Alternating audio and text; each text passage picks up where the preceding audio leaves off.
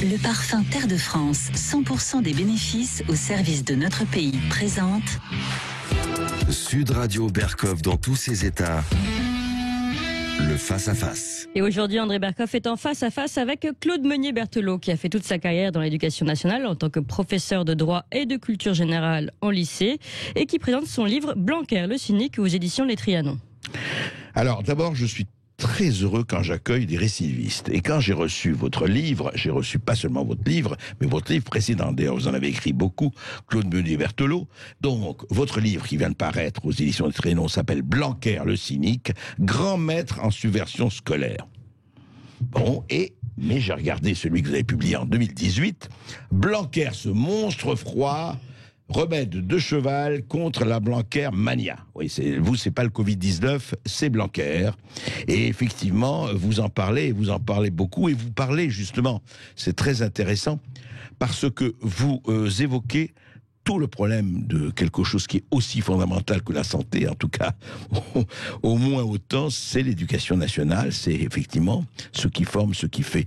Et vous êtes bien placé, puisque vous m'avez dit que depuis 1967, vous êtes professeur de droit dans les écoles, dans les lycées en terminale, etc. Alors, en deux mots, vous avez vu donc cette espèce d'évolution, mais auparavant, pourquoi si forte avec Blanquer le cynique, Blanquer ce monstre froid?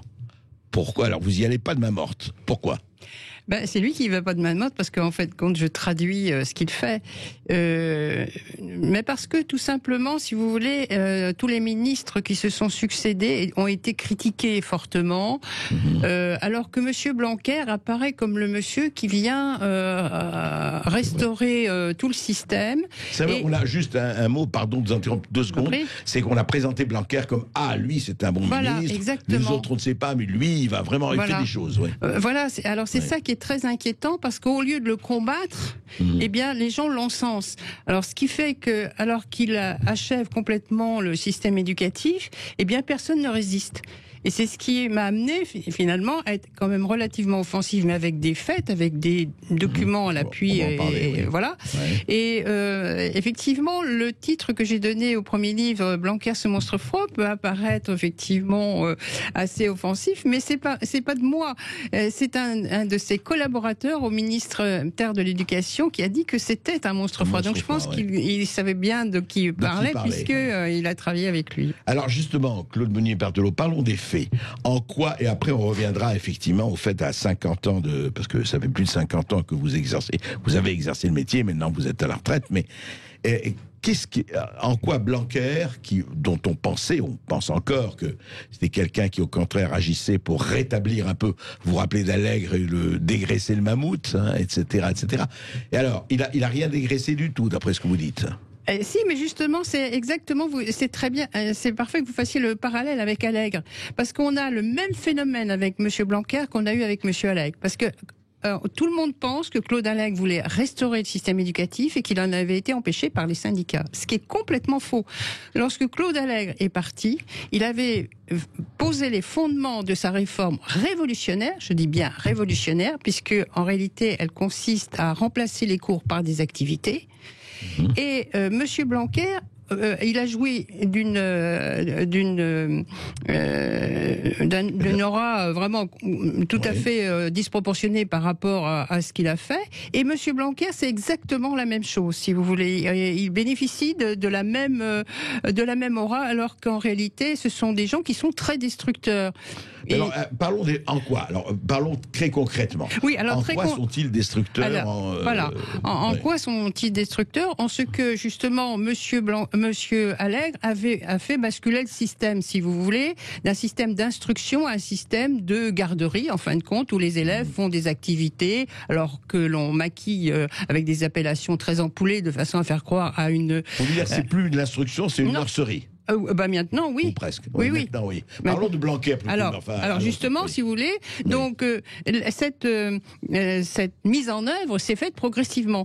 Et alors, Monsieur Payon a fait la révolution. Vincent Payon a fait la révolution au niveau primaire. Naja Belkacem au niveau collège et Monsieur Blanquer fait la suite au niveau lycée. Et là, en ce moment, il est en train de faire s'écrouler complètement le système. Il n'est pas le seul responsable, mais il arrive à la fin d'un processus de démantèlement du système scolaire qui s'est fait depuis 70 ans. Donc il ne rétablit rien du tout. Il accompagne effectivement ce démantèlement et le bac en est une illustration flagrante dans la mesure où maintenant le bac qu'il propose, c'est un bac qui est une coquille vide. Il n'y a plus rien dedans. Vous voulez dire, il n'y a plus de il y a plus de notation, ça ne sert plus à rien ou quoi? Mais non, c'est-à-dire qu'il est basé sur des activités que font les élèves et non pas sur une transmission de savoir. Si vous voulez, l'objectif, en fin de compte, de cette révolution scolaire qui a débuté il y a 70 ans, le but, c'est effectivement, au fond, de faire table rase du passé, de ne plus transmettre de savoir et que l'élève construit son savoir lui-même à travers des activités. Et le bac, aujourd'hui, n'est plus rien du tout, puisqu'il est basé sur des activités réalisées par les élèves, sans obligation de résultat, si vous voulez, avec des obligations de moyens. Ben voilà, il faut plus faire de cours, donc c'est vous qui construisez votre mais il y a quand même des programmes, Claude. Non, mais c'est fini, c'est terminé, si vous voulez. Vous avez les programmes sont définis à travers des compétences, mais ça ne veut rien dire des compétences, si vous voulez. Ce sont des savoirs qu'il faut effectivement définir. Or, ils ne sont pas définis. On définit les compétences étendues, mais sans connaître les savoirs qui sont nécessaires pour obtenir ces compétences. Alors, on va essayer d'être précis. Moi, de mon temps, comme on disait, enfin, ma période scolaire date d'il y a vraiment quelques décennies. Il y avait un programme d'histoire, de philosophie, de sciences, de mathématiques, de ceci, cela. On suivait le programme. Vous dites qu'aujourd'hui, par exemple, prenons un exemple très précis. Un élève aujourd'hui, là, sous l'ère Blanquer, disons, arrive. Qu'est-ce qu'on lui donne à faire? Qu'est-ce qu'il a à faire? Il n'a pas un programme, par exemple, prenons l'histoire ou prenons la philosophie ou autre. Il n'a pas un programme précis à faire et à remplir. Mais non, c'est ça, c'est défini à travers des compétences. Voilà, savoir par exemple en littérature, c'est savoir maîtriser la langue. Mais savoir maîtriser la langue, ça veut dire quoi, si vous voulez? Si vous dites A, B, B à bas, c'est peut-être ça, maîtriser la langue pour eux. Donc, si vous voulez, ça recouvre tout ce que l'on veut, tout et n'importe quoi. Mais il n'y a plus de cours de littérature. Si vous voulez, ça n'est plus prévu, si vous voulez, dans les programmes, des cours de littérature, des cours d'histoire, des cours de géographie, etc. Donc l'enfant va construire son savoir lui-même. Voilà, c'est lui qui décide. Alors c'est pourquoi, si vous voulez, aujourd'hui, vous avez un grand remue-ménage dans l'éducation nationale, parce que les professeurs, les vrais, voudraient enseigner, mais en fin de compte, ils en sont empêchés. Alors vous avez quand même un taux de personnel démissionnaire qui est quand même assez important. Et en plus, vous avez une loi qui vient d'être au service justement de l'éducation nationale. C'est cette loi Dussault dont personne n'a parlé en août 2019, qui consiste à recruter effectivement maintenant des fonctionnaires sur la base de contractuels, si vous voulez, soit pour un temps limité, soit pour une durée indéterminée. Possibilité aussi pour le professeur de démissionner. Possibilité aussi pour l'administration de faire liquider, si je puis dire, le personnel fonctionnaire, moyennant indemnité, etc. Donc ils essaient en fin de compte de se débarrasser de tous ces professeurs qui sont diplômés et qui veulent effectivement enseigner. Et maintenant, ils emploient... Avoir des intérimaires ou presque. Ils ont de plus en plus, d'ailleurs, non mais ça a été vraiment, c'est dans les textes, hein. Ils recrutent ce qu'ils appellent des assistants d'éducation. Monsieur Billon, ils appelaient...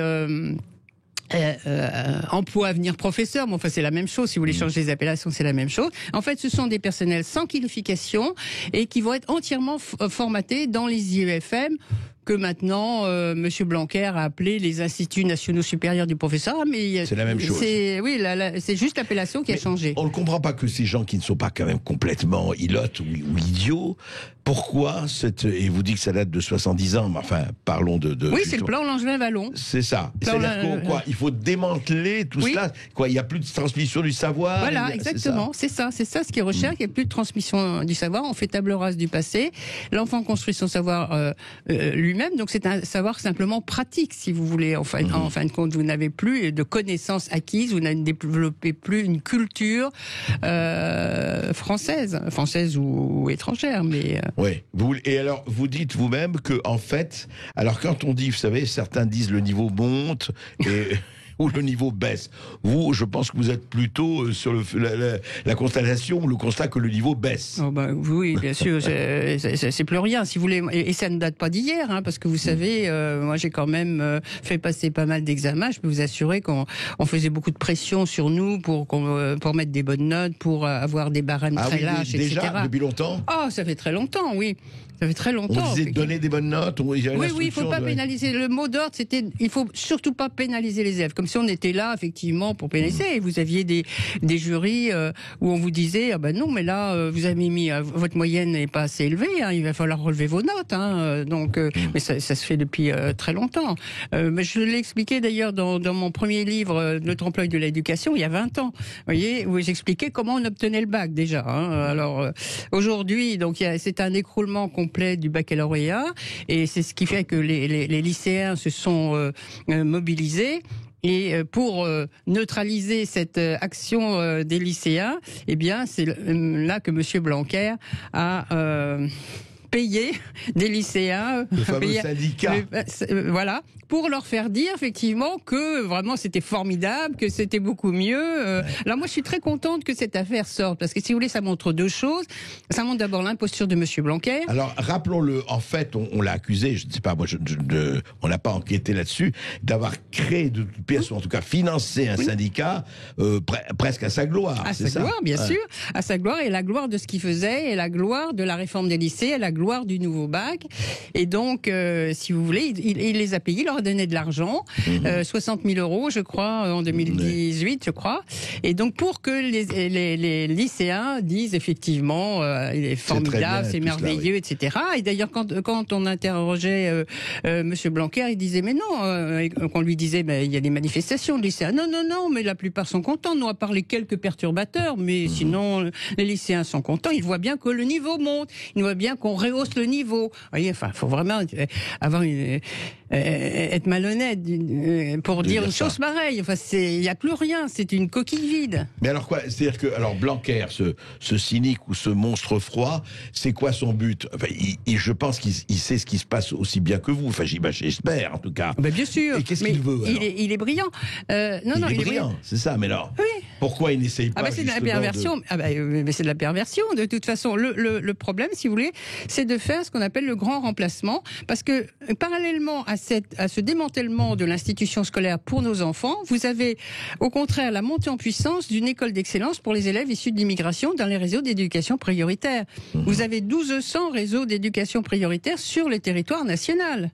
Et donc, 1200, 1200 dans tous les départements. Il y en a. On peut trouver d'ailleurs sur Internet la carte de. Je voulais vous l'apporter, j'ai oublié, mais vraiment tous les départements comportent CEREP, et de CEREP vous avez effectivement une école d'excellence avec des bonnes méthodes, avec des contenus tout à fait différents. D'ailleurs, je n'invente rien, puisque c'est dans la loi du 7 juillet 2013. Vous avez donc d'une part le référentiel pour nos enfants, et d'autre part le référentiel de l'éducation prioritaire. Et on voit vraiment la différence fondamentale. D'une part, pour nos enfants, c'est partager les valeurs de la République, au nom desquelles vous avez notamment l'égalité, avec toutes les activités liées à l'égalité des sexes, à la lutte contre l'homophobie, à la théorie du genre et tout ça. Vous voyez, nos élèves, nos enfants, à quoi ils sont soumis. C'est une vraie transmission du savoir. Voilà, ça, c'est une vraie transmission du savoir.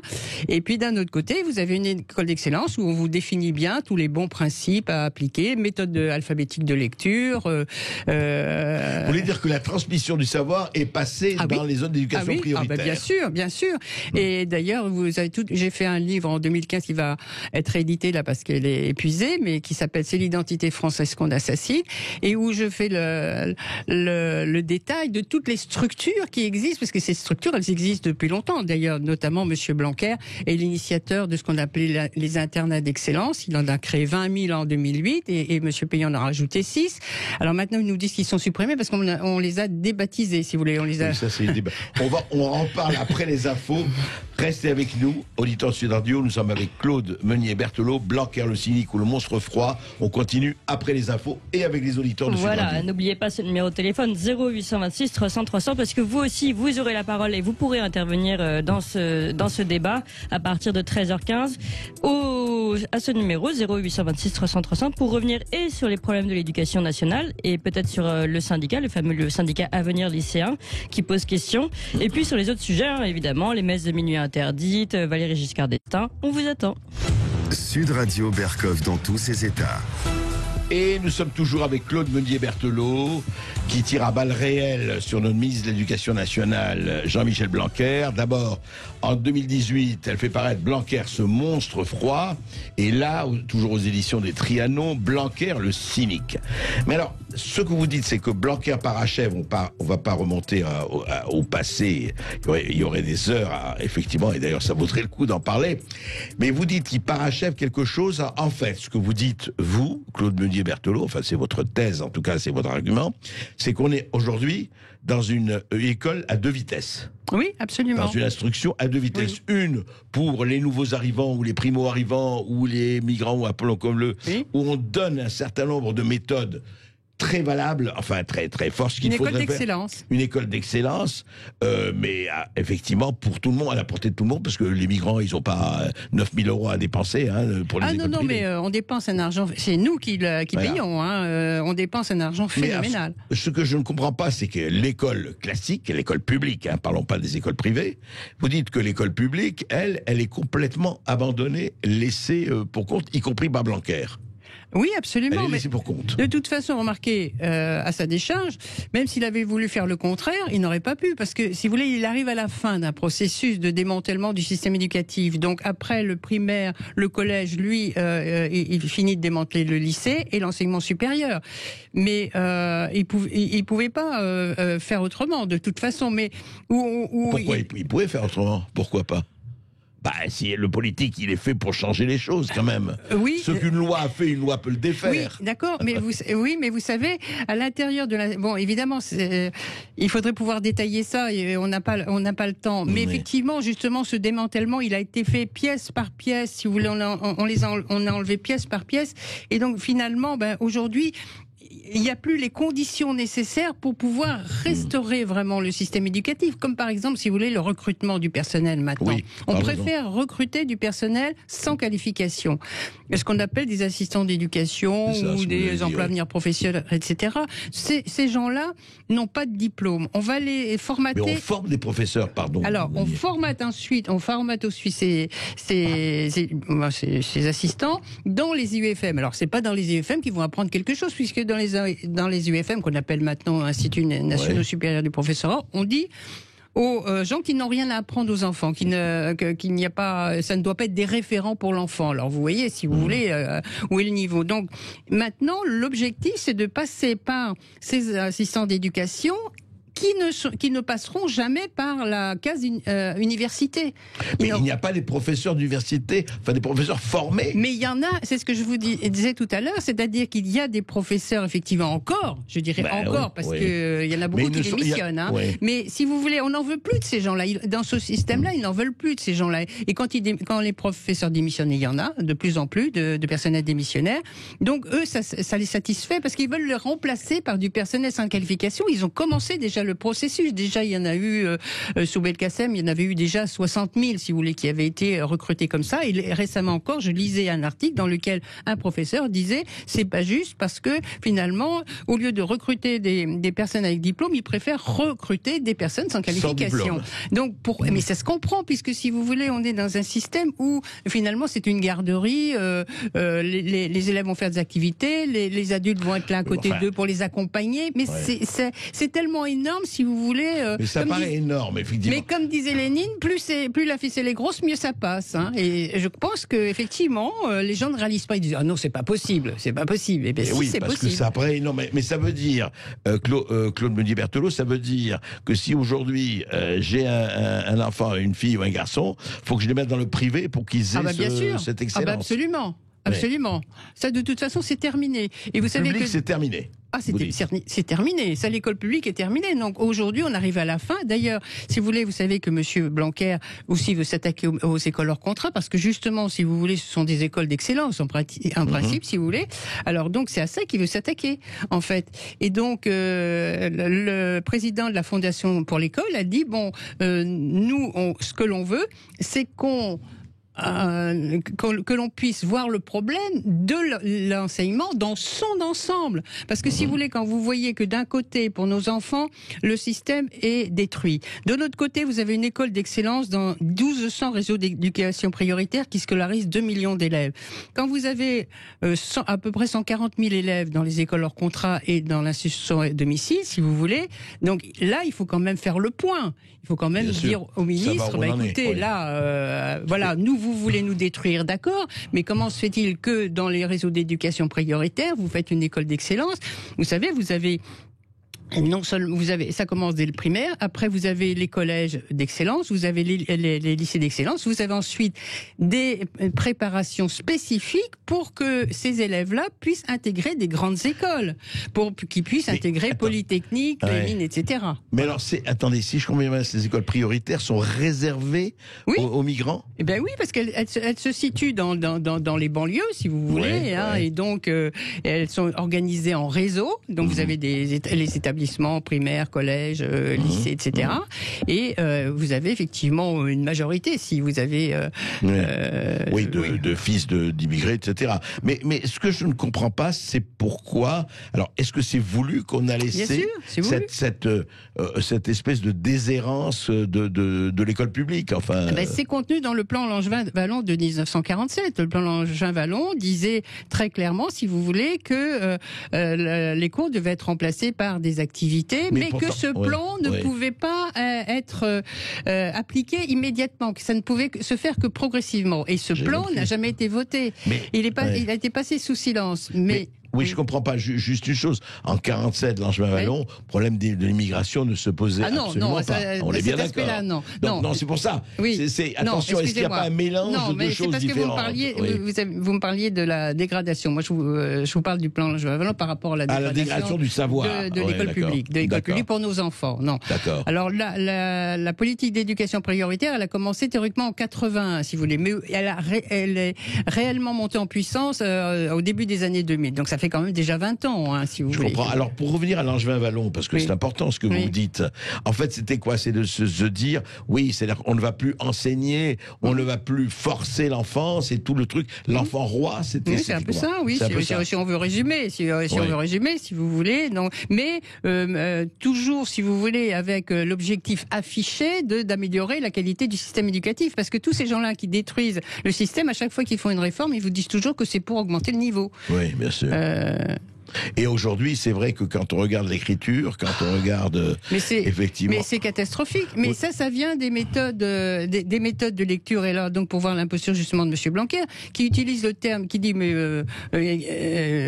maintenant, on utilise des méthodes syllabiques, et donc il laisse croire aux gens que on utilise les bonnes méthodes, mais pas du tout. Si vous voulez, l'appel syllabique, des méthodes qui sont semi-globales. Moi, quand je regarde effectivement l'énoncé des méthodes qui sont utilisées, ce sont des méthodes semi-globales. Et c'est là que le cerveau des enfants se grippe, parce que si vous voulez, par ces méthodes, vous avez une mémorisation des mots, mais vous ne connaissez pas le sens. Ah oui. Alors, on fait la mémoire, mais on n'explique pas. C'est-à-dire que par exemple, prenons un exemple. Vous prenez l'art, ça peut s'écrire là, ça peut écrire L''A, ça peut s'écrire LAS, ça peut différentes façons. Mais après, l'enfant, quand il est placé devant, quand on lui dit tu écris là, il sait pas si c'est LAS, si c'est LA, l'apostrophe, il n'en sait rien, parce qu'il a appris par mémoire. On n'apprend plus le sens. Non, on apprend le son, si vous voulez. Vous voyez, c'est le même son. Vous voyez. Oui, c'est un peu embêtant. Oui, alors par exemple, c'est pareil. EST, alors ça peut être AIT, ça peut être ES, ça peut être aussi un E accent circonflexe, si vous voulez. Ça peut être HAIT. HAIT, voilà. Donc, si vous voulez, après, les gens ne comprennent pas que l'enfant puisse avoir une écriture aussi délirante, mais c'est pas de sa faute. C'est vraiment, c'est pas de la bêtise, c'est parce que c'est la méthode qui est comme ça. Et on continue, elle continue à se pratiquer dans l'école publique. Oui, c'est assez problématique tout ça. C'est vrai que quand on voit le champ de la chose, parce que si c'est pour fabriquer des générations d'analphabètes, c'est quand même embêtant pour le futur. Ça, mais c'est pour ça que la situation aujourd'hui est gravissime, parce que si vous voulez, il y a une sorte de chassé-croisé. Vous avez un effondrement du système éducatif pour nos enfants et une montée en puissance de l'école d'excellence pour les élèves issus d'immigration. Donc la situation est gravissime pour l'avenir de notre pays. Oui, et franchement, on ne comprend pas comment on a pu opposer à la Hall. On peut très bien s'occuper des enfants d'immigration sans laisser tomber les autres. Mais exactement. C'est ça. Exactement. On en reparle tout de suite après ceci avec Claude Meunier-Berthelot et avec les auditeurs, voilà, qui commencent déjà à nous appeler. Vous avez bien raison, au 0826 300 300. Mais continuez, on vous attend. Le parfum Terre de France, 100% des bénéfices au service de notre pays, présente. Ici Sud Radio. Les Français parlent au français. Les carottes sont cuites. Les carottes sont cuites. Sud Radio Berkov dans tous ses états. Et oui, André Berkov dans tous ses états, avec son invité Claude Meunier-Berthelot qui présente son livre Blanquer le cynique aux éditions Les Trianons. Et puis vous aussi, vous réagissez, vous êtes aussi souvent dans tous vos états. On peut donner tout de suite la parole à Lynn qui nous appelle du Val-de-Marne. Bonjour Lynn. Oui, bonjour. Bonjour, merci infiniment. Merci d'abord pour la qualité de votre émission. Et je tenais aussi tout particulièrement à remercier Madame également pour son courage, parce que je trouve qu'on parle très peu quand même de ce problème. Oui. Voilà. Donc pour ma part, je viens de m'arrêter en pleine révision puisque je souhaite devenir professeur de français. Oui. J'ai encore, on va dire, la ténacité de me dire que cette vocation heureusement, vous l'avez. Oui, c'est très important. Certes, je pense. Mais il va peut-être falloir aussi que les gens se réveillent surtout, parce que sinon, effectivement, je pense que l'éducation de nos enfants, et donc par extension l'évolution de notre société va vraiment partir très très mal. Et je souhaitais quand même rebondir sur ce que disait justement votre invité, notamment sur le recrutement des professeurs et également de l'évolution en fait des cours actuellement. Pour vous donner une petite idée quand même, on en arrive quand même à des cas de figure dans des lycées publics où les élèves ne sont même plus capables, mais ce n'est pas de leur faute, c'est parce que justement on n'a pas pris le temps et on n'a pas vraiment la volonté de leur apprendre à sélectionner les informations importantes, et ils sont plus capables de prendre de notes. Voilà, ils arrivent en seconde et en première, ils préparent le bac. Ils sont plus capables physiquement de prendre des notes ? Oui, et je vais vous dire, ils n'y sont pour rien, d'accord ? Ils n'y sont pour rien. C'est qu'effectivement, on tire notre éducation vers le bas. Voilà.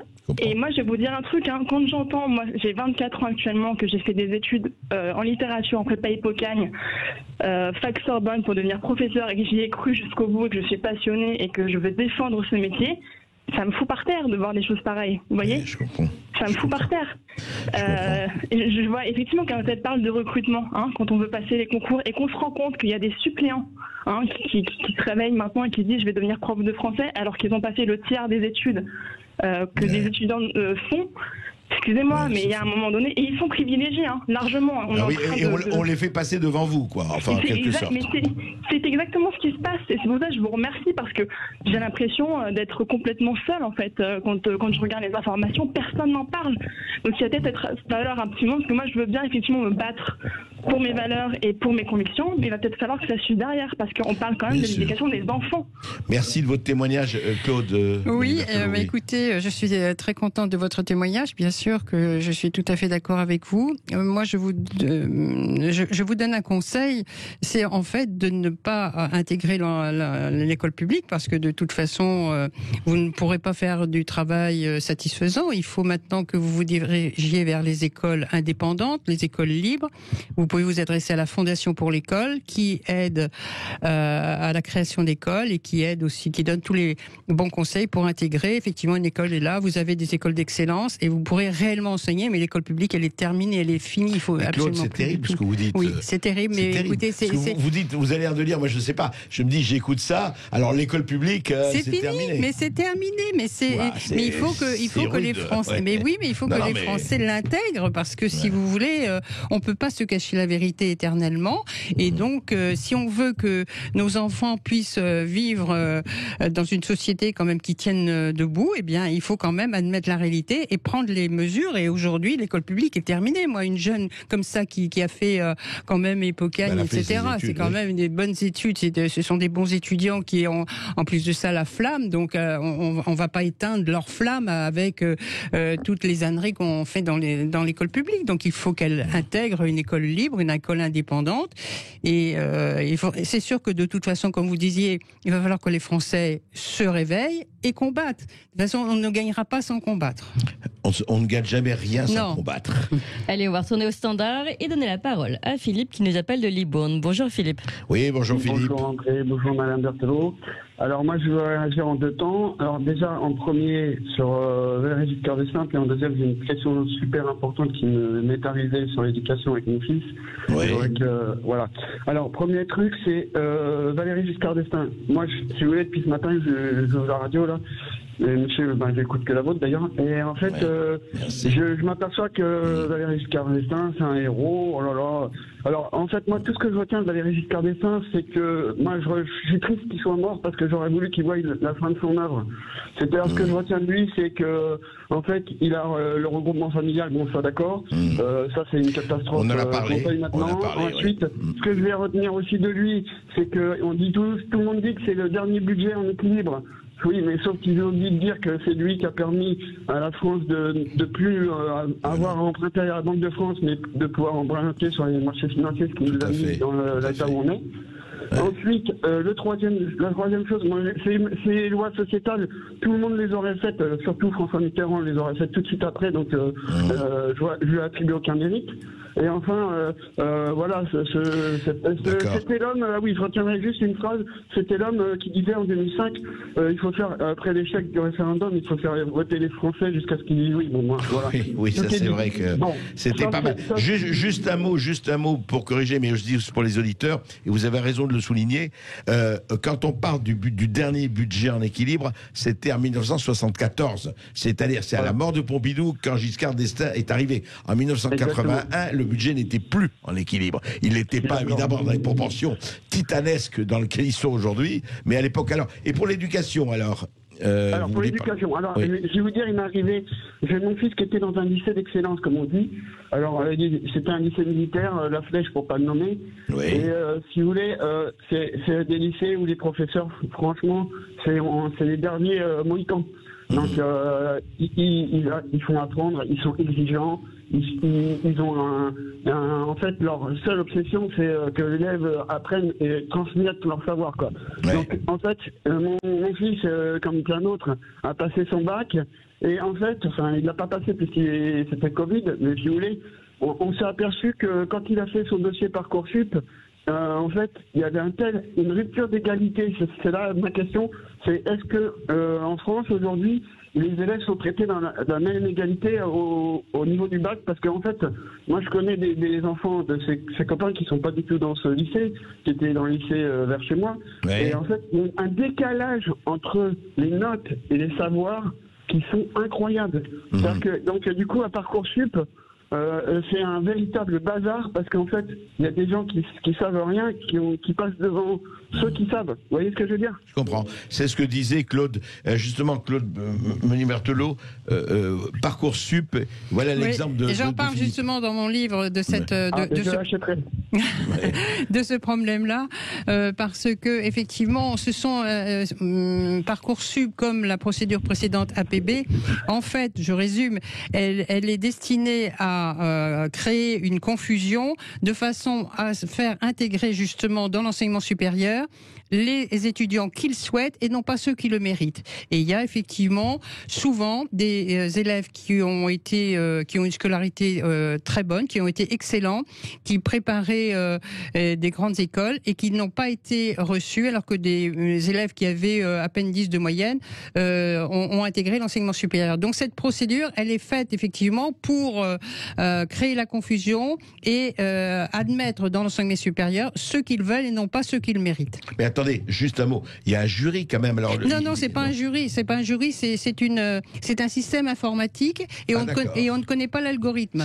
Ah oui, d'accord. Alors, voilà. Alors donc on ne sait pas quels sont les critères, si vous voulez, qui sont retenus. C'est l'algorithme qui décide. Voilà, c'est l'algorithme qui décide, mais on ne connaît pas. Et ça a été demandé à plusieurs reprises et on ne sait pas quel est l'algorithme. Alors effectivement, ils font ce qu'ils veulent. On se retrouve après cette petite pause. À tout de suite. Et n'oubliez pas ce numéro de téléphone 0826 300 300. On vous attend.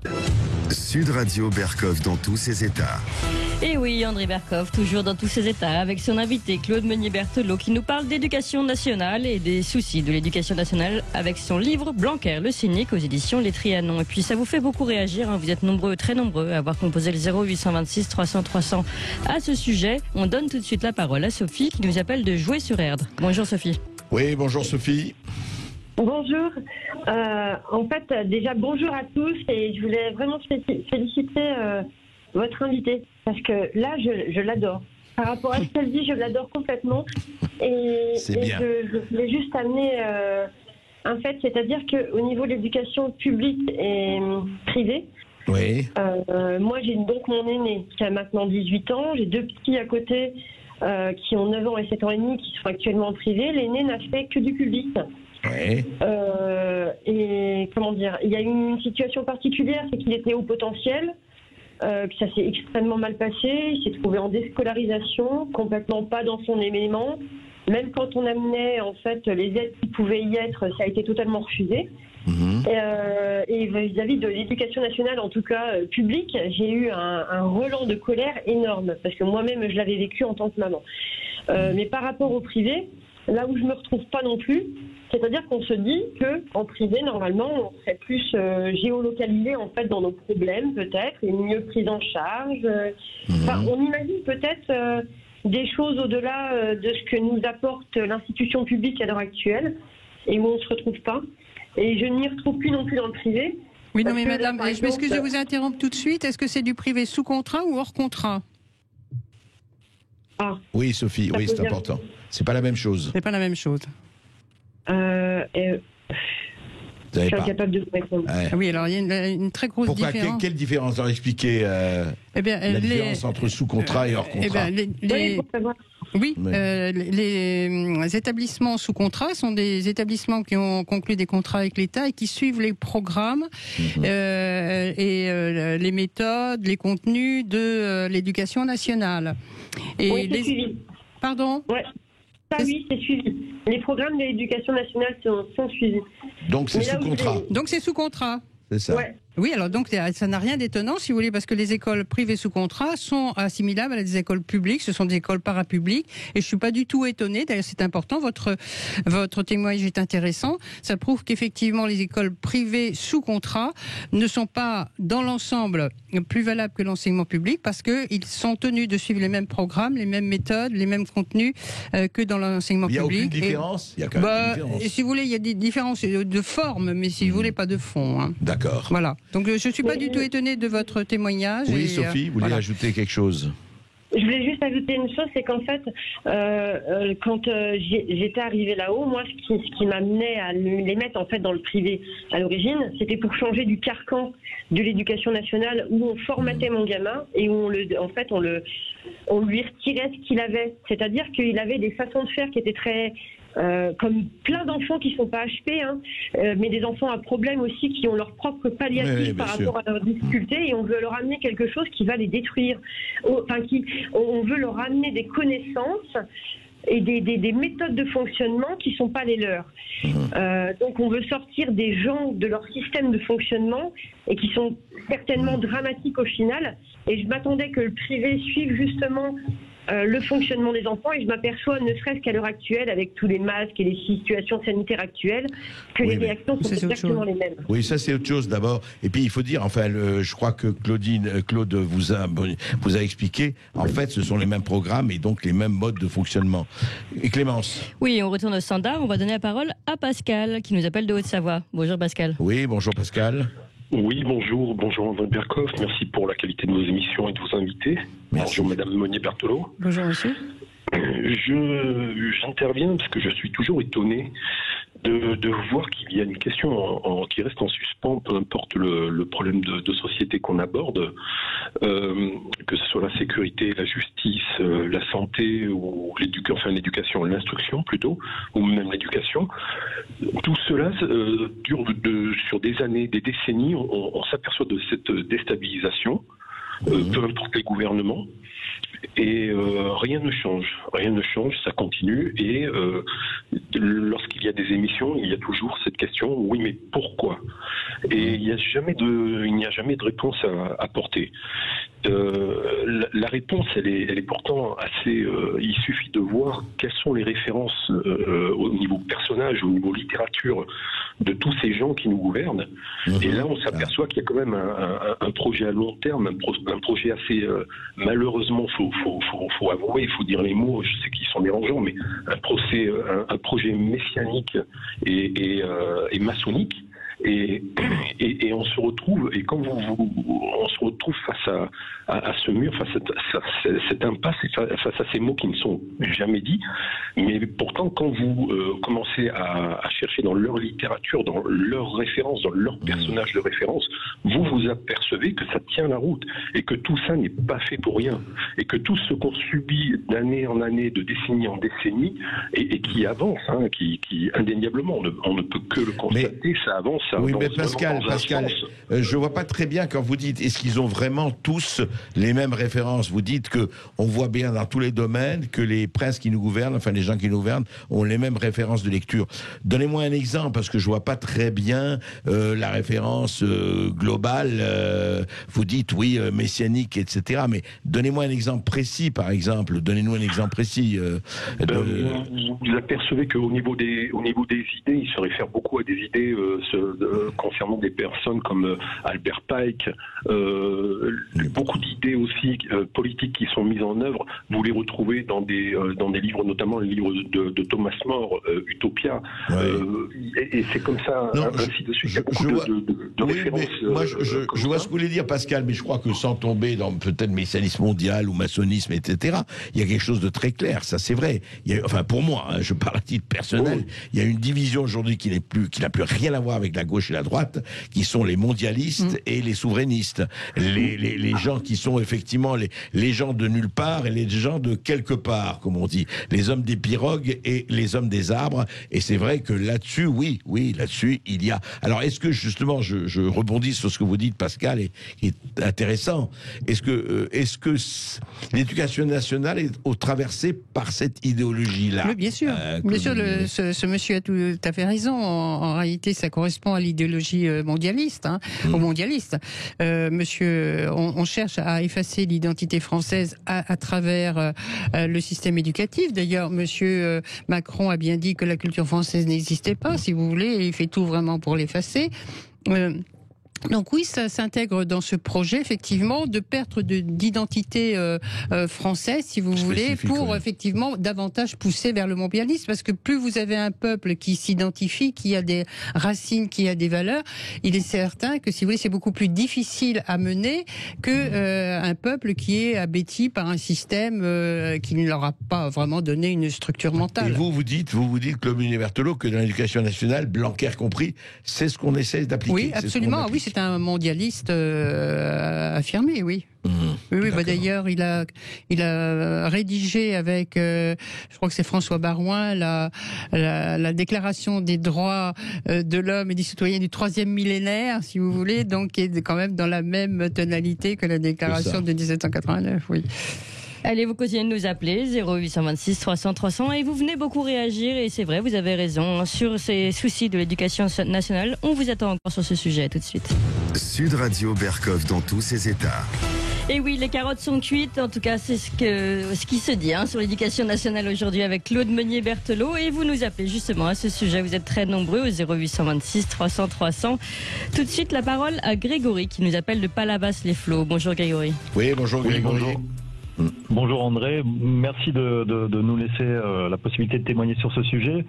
Je voudrais simplement modestement rebondir sur ce qui a été dit précédemment, sur l'uniformisation en fait des systèmes éducatifs. Pour ma part, j'ai la chance de pouvoir enseigner à l'université et c'est ce qu'on vit actuellement à travers les processus de fusion des universités.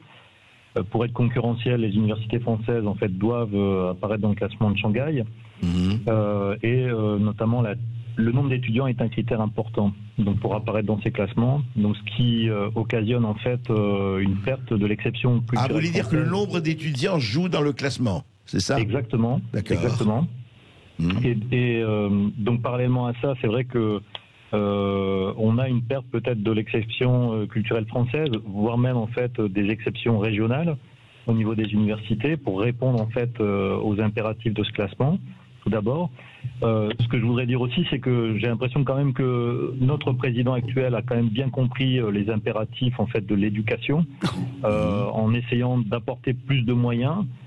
Mais c'est vrai que d'un autre côté, en fait, la fusion de ces ensembles limite nécessairement les possibilités pédagogiques des enseignants actuellement. Donc, il nous faudrait davantage de moyens pour pouvoir en fait être au plus près des étudiants. Et on voit actuellement ce qui se passe avec les étudiants, avec un travail à distance pour limiter les coûts, parce que les universités sont autonomes aussi. Aujourd'hui, donc on a moins de moyens aussi. Et juste aussi pour rebondir sur ce qui a été dit aussi par rapport au système privé, on a à peu près la même chose aussi au niveau de l'enseignement supérieur, avec des écoles de commerce qui ont davantage de moyens que nous. Et c'est vrai que pour les enseignants du public qui vont enseigner dans ces ensembles, ces écoles de commerce par exemple, c'est aussi la possibilité d'avoir davantage de moyens, d'offrir un enseignement de meilleure qualité aux étudiants. Voilà, tout simplement. D'accord, voilà. Grégory. Je voudrais juste, avant que vous répondiez justement là-dessus, ça c'est sur les universités, mais nous sommes 3 décembre, il y a un an, jour pour jour. Nous sommes le 3 décembre, c'est bien ça? Oui. Bon. Eh bien, le programme international pour le suivi des acquis des élèves, le PISA, vous commencez votre livre, enfin la préface de votre livre, publiez ses résultats. L'enquête confirme la place médiocre de la France entre la 15e et 21e place sur 72 pays de l'OCDE. C'était le rapport, c'était il y a exactement un an. Alors Claude, que répondez-vous à Grégory par rapport à... Je pense que la qualité de l'enseignement ne dépend pas des moyens, ça dépend du contenu et des méthodes. Donc... C'est-à-dire, oui, mais il faut aussi des moyens quand même. On peut pas. Enfin, je parle. Écoutez, vous savez, les hussards noirs de la République, notamment, dont on a beaucoup parlé avec beaucoup de bienveillance, n'avaient qu'un tableau une craie pour enseigner. Ils enseignaient parfaitement. Donc, il faut en arrêter avec cette histoire de moyens financiers, de penser que toujours c'est des moyens matériels. Non, il y a une volonté politique, il y a des moyens pédagogiques qui ne sont pas ceux que l'on devrait utiliser. Et donc, le problème vient de là. Oui. Vous voulez répondre? Oui, Grégory voulait répondre? Oui, allez-y. Oui, simplement ce que je voudrais dire, c'est que les moyens, en fait, pour moi, il faut tabler sur les deux axes. Les moyens seuls ne suffisent pas, mais plus de moyens, ça permet également, en fait, d'offrir plus de qualité en termes d'enseignement, plus de moyens pour acheter des cas, par exemple, donc aux élèves. Leur fournir des moyens matériels aussi, de pouvoir aussi suivre des enseignements de qualité. Ce que je voudrais simplement dire... Ils ont tout ce qu'il leur faut. Oui. Vous pensez qu'ils ont tout ce qu'il leur faut? Après, ce que je voudrais dire, c'est qu'au niveau universitaire, c'est vrai qu'on est sur un mode, en fait, maintenant qui est calqué sur les enseignements anglo-saxons. C'est avec c'est la concurrence. Des applications immédiatement. D'accord. Mais actuellement, on a aussi privilégié des enseignements qui n'existaient pas auparavant, il y a quelques années, sur la préparation à la rédaction d'un curriculum vitae, sur la préparation aussi à ce que c'est qu'un entretien d'embauche. Mais malheureusement, ces crédits-là, en fait, ont été pris sur ce qui existait auparavant. Donc il y a moins de cours aussi pour les élèves en contrepartie. C'est les mauvais vases. Oui, alors vous voyez, vous mettez l'accent quand même sur le manque de qualité de l'éducation quand même qui ne dépend pas de moyens financiers. Quand vous dites que c'est au niveau de l'enseignement supérieur que vous apprenez à faire un curriculum vitae, excusez-moi, mais avant quand même on n'avait pas besoin d'attendre l'enseignement supérieur pour savoir rédiger un curriculum vitae. Oui, c'est vrai. Après, ce que je pense, c'est que on va vers un enseignement qui est progressivement, on va dire, quand même au niveau universitaire vers un système qui va vers la qualité, mais on n'a pas toujours les moyens qui vont avec. Donc, ce qui fait que on perd, c'est vrai, que ce contact avec les étudiants. Et on perd en qualité inévitablement. Voilà, tout simplement. Oui, d'accord. Écoutez, c'est un débat, effectivement, à prolonger cela. Merci beaucoup, en tout cas, Grégory. On donne la parole à Harry, qui nous appelle de Lille. Bonjour, Harry. Oui, bonjour, Harry. Bonjour, Claude. Bonjour, André. Bonjour. Je voulais revenir sur la politique du jour, enfin sur l'actualité du jour avec notre président Giscard d'Estaing qui est décédé malheureusement. Ouais. Je voulais dire qu'il repose en paix. En revanche, quand j'entends les relayeurs d'opinion entre guillemets officiels, j'ai l'impression qu'il y a des torrents qui ont coulé sous les ponts. Giscard, il a mis en place une législation sociale en faveur des droits des femmes, et c'est très bien. En 74, avec le remboursement de la pilule et le droit de l'avortement en 75, mais le reste du bilan est complètement occulté, et on va se polariser sur des œufs brouillés et sur des accordéons, en fait. C'est ça que je reproche un petit peu aux médias. Donc, pour revenir rapidement sur différents points, on va dire en 73, il y a les diamants de Bokassa, ça a été révélé en 81. En politique économique, le 3 janvier 73, il faut savoir qu'il a fait passer la loi de la Banque de France, appelée Rothschild, mais on va dire que c'est la loi de la Banque de France, qui a quand même bien amoché, qui a bien aggravé la dette française au profit des fonds privés. Alors on dit que ça a été abrogé en 94, selon les grands économistes mondialistes.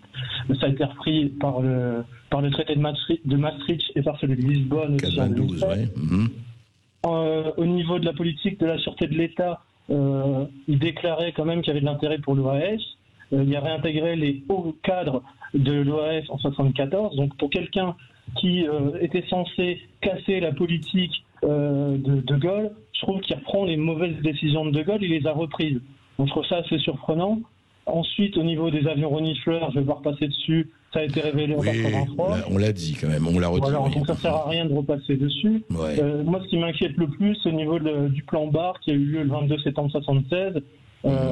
C'est quand même une sacrée aberration, surtout au niveau des connaissances qu'il y a eu des crash économistes aux États-Unis et tout ça. Et que le plus drôle dans l'histoire, c'est qu'en 2013, il s'est retrouvé que Barre lui-même, après avoir fait un plan d'austérité, avait 6,8 millions d'euros dans une banque en Suisse. Oui, on en a parlé. Voilà. Et après, pour terminer, je termine sur ce point-là et je ne monopolise plus le temps. Il y a le scandale de l'affaire Boulin-Ramatuel, qui lui était complètement en opposition sur la politique on va dire de néolibéralisme, qui était plutôt dans le keynésianisme. On ne sait toujours pas ce qui s'est passé, effectivement. Oui, on sait pas ce qui s'est passé, mais en revanche, il y a une chose qui est sûre, c'est qu'il a été complètement largué par tous les gens du parti du gouvernement, alors qu'il devait devenir Premier ministre sous Giscard. Je pense que Giscard, avec un Premier ministre qui propose une politique sociale qui est complètement contradictoire avec la politique globaliste et fédéraliste, c'était pas possible. Oui, non, je crois qu'il y aurait beaucoup de choses à dire. Laissons effectivement que l'enterrement se passe et paix à son âme. Mais la chose la plus importante, et là je vous rejoins, la chose la plus importante, c'est pas ça, c'est que ce qui s'est passé depuis, c'est qu'il y a eu une espèce de suite dans les idées, de cohérence dans les idées qui nous a amenés à où on est aujourd'hui. Et c'est ça. Ça, c'est quand on dit 40 ans ou 45 ans, effectivement, là, il y a une cohérence. C'était peut-être pas la meilleure des cohérences à avoir. Allez, au standard, vous continuez en tout cas d'appeler pour poser ces questions sur le système de l'éducation nationale. Et on va donner tout de suite la parole à Ivo de Marmande, qui lui a une fille scolarisée en école Montessori, justement. Bonjour Ivo. Oui, bonjour. Oui, bonjour. Bonjour. On vous écoute, Ivo. Donc, moi, je voulais vous exposer un peu mon point de vue par rapport à l'éducation nationale. Donc, je suis pas très vieux ni très jeune, j'ai une trentaine d'années. Je suis tombé dans le système un peu il y a 10 ans, donc on vous présente plein de choses par rapport au conseil d'orientation, par rapport aux voies qui pourraient suivre, il y a des débouchés. Et j'ai été complètement déçu, donc j'ai quand même essayé un parcours universitaire, etc. Je me suis retranché un peu ou rabattu dans la vie professionnelle. Et au jour d'aujourd'hui, avec ma compagne, on a pris la décision, de scolariser notre fille différemment, un peu hors du circuit de l'éducation nationale, parce qu'on ne trouvait pas